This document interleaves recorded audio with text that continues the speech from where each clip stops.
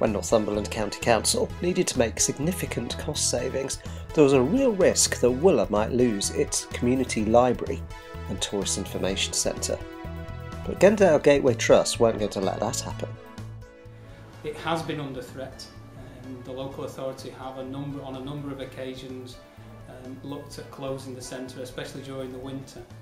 So what we felt was necessary is we needed to give it a boost. The centre itself used to be somewhere else in the building that was out of the way, and it didn't get much of a footfall. So we actually decided to move it into the foyer. We got the funding from that for that, and we moved it down here, and we've had a 70% increase in sales immediately. Phase 2 was the relocation of the town's library into the Cheviot Centre. This required an extension to the existing building and a sedum grass roof, and has resulted in a 150% increase in membership of the library. Well, this is the Cheviot Library, the new Cheviot Library, and the library moved in here just 6 months ago. It's been doing very well, visitor numbers are up, book lending is up. It's been a real success story. These are two of the new Trust affordable housing units, they're both 2 bedrooms. It used to house the library, and once the library moved into our building, we managed to pull the funding in to develop this for affordable housing. Any voluntary or private sector organisation taking on public services is you need to understand both the partner and the service that you're going to be taking on. I would suggest that it was fraught with possible problems. We overcame them, but you really need to think everything through.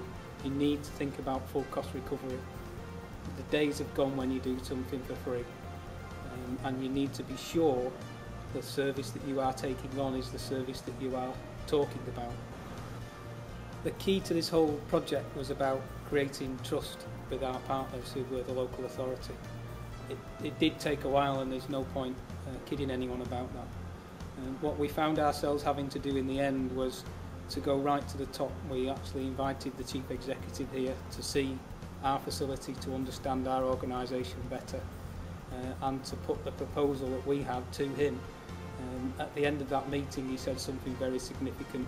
He said it's a no-brainer.